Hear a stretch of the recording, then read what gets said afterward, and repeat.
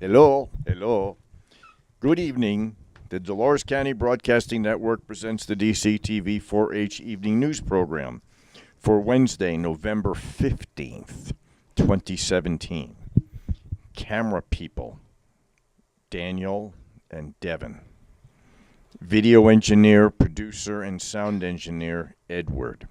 Teleprompter and prompter is Mike. News anchor is Nick. Meteorologist is Hannah. And this is the very sad news director, the coach of the New York Jets. And now the news. Good afternoon and welcome to the DCTV 4-H Evening News and Weather Program. Help keep our kids news show on air by becoming a sponsor. By sponsorship, just call 970-677-4119. The story is from the Cortez Journal. The story is from the Journal.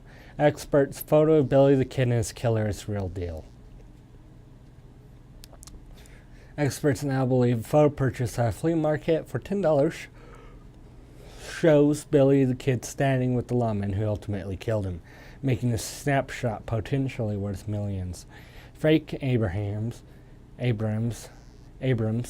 North Carolina attorney, just spotted the tintype photo in Asheville in 2011. The self-described history buff said the group picture of 5 men was part of his set and sat on his wall for several years. Now it's in a safe deposit box, Abrams told the Associated Press in a phone interview Tuesday. I do not travel with it.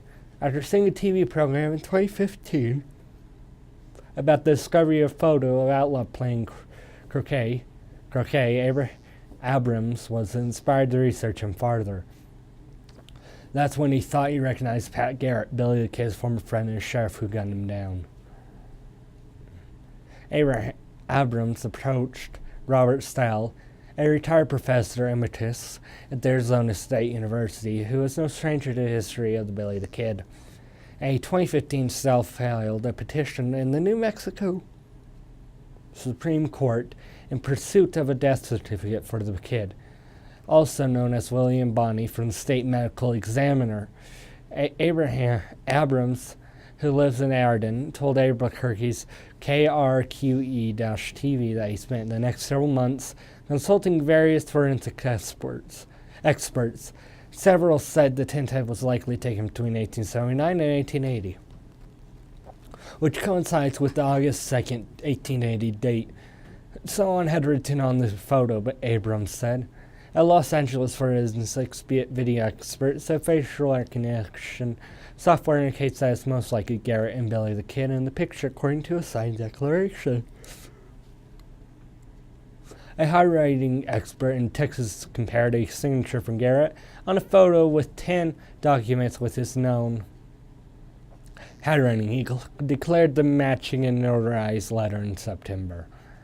The following story is from the Denver Post. How young is too young for cell phones in school? It's been a long time since mobile phones arrived in the nation's schools, but educators are still grappling with what to do about them. Should they be allowed in elementary schools? What about middle schoolers using them at lunch? Which limits make the most sense for devices so ubiquitous? What has become a more so matter for high school students is sparking questions of controversy in lower grades.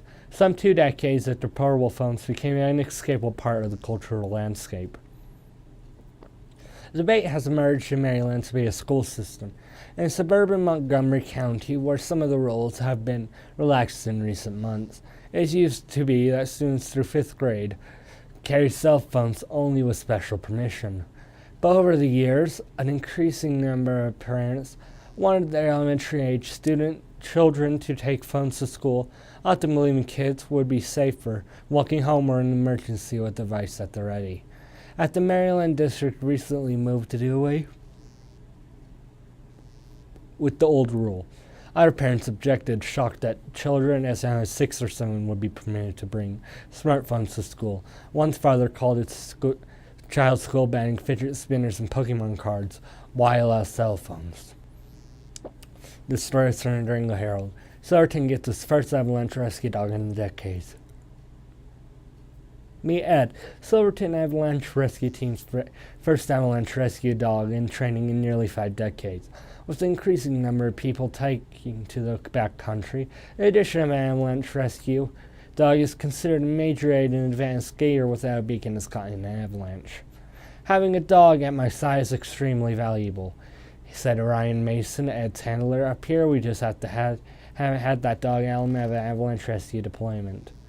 The last avalanche rescue dogs to romp around the high county of San Juan Mountains are in the 1970s. But as mines closed over the years and Silverton's populations dropped, so too did the number of avalanche rescue dogs about a year ago. Mason set out to change that. Mason, who worked for a decade on the Telluride Ski Patrol, which was an extensive avalanche rescue dog training program, watched how handlers trained canines for life-saving work and for the benefits it brought. Last year, he landed a job with the Silverton San Juan County Ambulance Association as a paramedic and joined the all-volunteer San Juan County Search and Rescue Team, which is deployed when someone is caught in an avalanche or at a professional rescue course in March. Mason ran to an acquaintance who breeds working dogs in Wisconsin.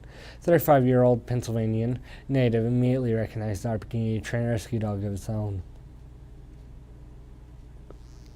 Months later, Mason picked out Ed out of a litter. The golden retriever was of the run, which is helpful in case Mason needs to carry Ed into the backcountry to load him into a helicopter. It will take about 2 years for Ed to complete his training, which will accumulate at a validation course at the Fort Range. Ugh. Now here are dumb laws. Dumb laws in Georgia. In Columbus, it's illegal to set one price for 2 beers. Bars may not hold a ladies' night. All Indians must return to their shore of the Chattahoochee River by nightfall. The fine for waiting a gun in public is higher than actually shooting it. It is legal for stores to sell cornflakes on Sunday. In Gainesville, chickens must be eaten with hands. In Jonesboro, it is legal to say "oh boy" and Kennesaw. Every head of the household must own a gun. In Quitman, it is illegal for a chicken to cross the road. Cars are not to drive on sidewalks. In St. Mary's, no spitting on sidewalks is permitted after dark. And now for the weather with Hannah. The current temperature is 55 degrees. The high for today is 63 degrees. The low was 35 degrees.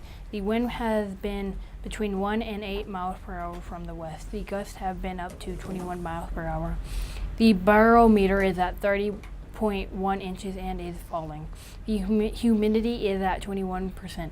There has been no hundredth of an inch of moisture measured today at the DCTV weather station. Moisture for the month is 5/100th of an inch. Moisture for the year is 7.95 inches. There are 4 lows close together over the Pacific Northwest.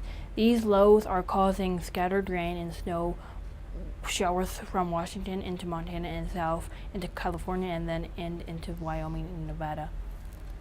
That stuff right there. A high is over Kansas, Oklahoma border and over the Georgia and South Carolina border. Over there. There are 3 lows that cross the Baja into Texas. Guessing those or wait. See these things right here. That one. And that one. The most of the U.S. center and the south of the nation is clear. West, yeah, and the south over here, they're good. More rain. Texas does have rain that ends in the Arkansas border. More rain and snow mixed with snow starts in Michigan and goes into New Hampshire and then south into Tennessee and Virginia. See, there you go. The tip of Florida has some rain. Now, here is for your exclusive DCTV weather forecast today. Thursday, mostly cloudy, high 60, low 41.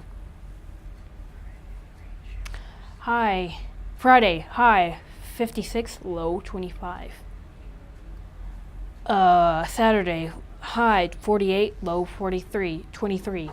Sunday, high 52, low 28. Oh, partly cloudy. Oh, yeah.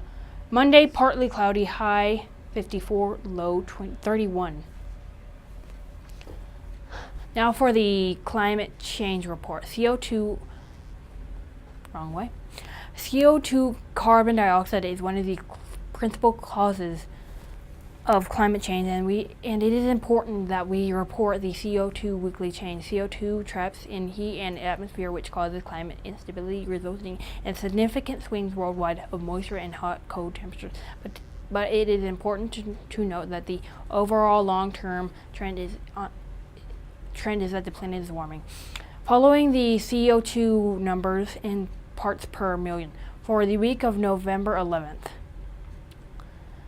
This week, 404.27. Last week, 404.17. 1 year ago, 402.90. 10 years ago, 382.05.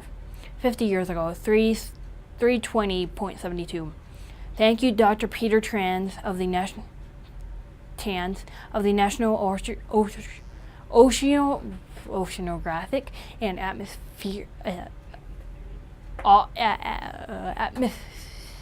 Atmospheric Administration and the Michael McGee of the CO2 Earth website for this information. Remember, you can help our Kids News Show keep our Kids News Show on the air by buying a sponsorship. To buy a sponsorship, just call 970-677-4119. Thank you. Now back to our news director. And that is the end of today's DCTV 4-H Evening News Program. This is News Director, the coach of the New York Jets, saying good night and thank you for watching. Adios, adios, adios.